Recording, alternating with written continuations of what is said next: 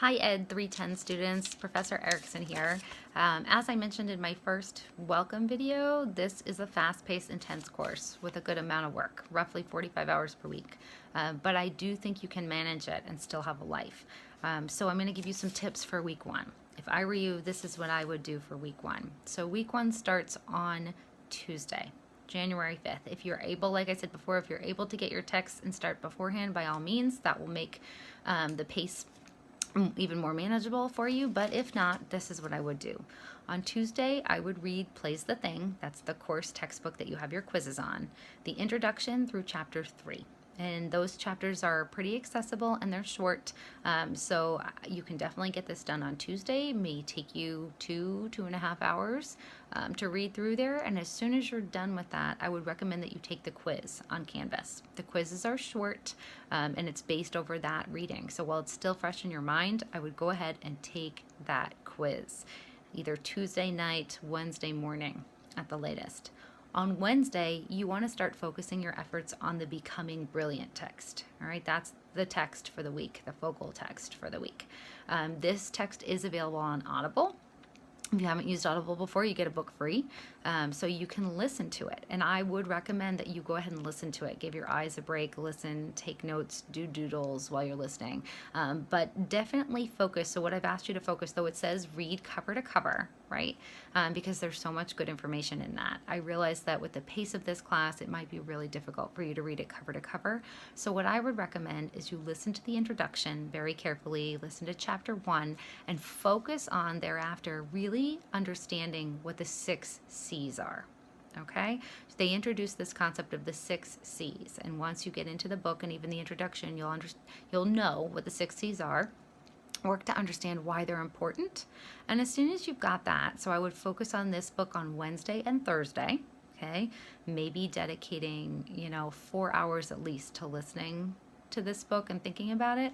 On Thursday, after you're done listening, you think you've got a good handle on what those 6 C's are, I would write the book review. And the book review, the directions are on Canvas, but really it's a reflection of your understanding of that reading and how it applies to your life.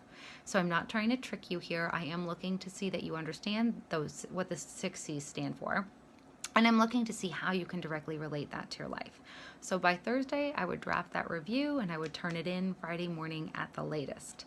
On Friday, I would do my supplemental activities. So in the first module, there are a few additional things to read and to view. I would go ahead and look at those. They're shorter. It may take you 2 hours, I would say, maybe to get through them all. And then you're going to want to answer the discussion post for the week. The discussion post focuses on the supplemental readings. So do the discussion post.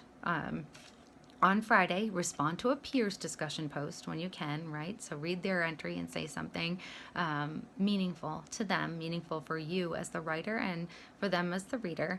And then I would dedicate, your book review is due on Saturday, so you can polish that on Saturday and submit it. I would recommend dedicating Sundays to the playful learning experiences. So each week, you essentially have to design a playful learning experience and execute it with a child or a group of children. A little bit trickier in COVID. It's completely fine for you to use siblings or cousins, people you're around. It's completely fine for you to kind of design an experience. Say you're putting together a prop box. You could drop that prop box off at a home that you're friendly with that has young children and kind of watch the experience over Zoom. That would be completely fine. But for this first week, I even have a video up there. You're really just observing stages and types of play. So you could totally do our first playful learning experience completely remotely using the video that I have. But use Sunday for the playful learning experience. It probably will take you between 4 and 6 hours from start to finish. You have to design the experience, you have to execute the experience, and then you have to reflect on it. So in the past, my students have really appreciated just kind of dedicating Sunday to the playful learning experience. So that's your formula for week 1. I hope this helps. If you have questions, reach out to me. I'm here. I will always answer you. And you can definitely do this and still have a life. If you structure your time, you outline it out, you schedule things ahead of time. Okay? All right. I'm glad you're here. Have a great first week.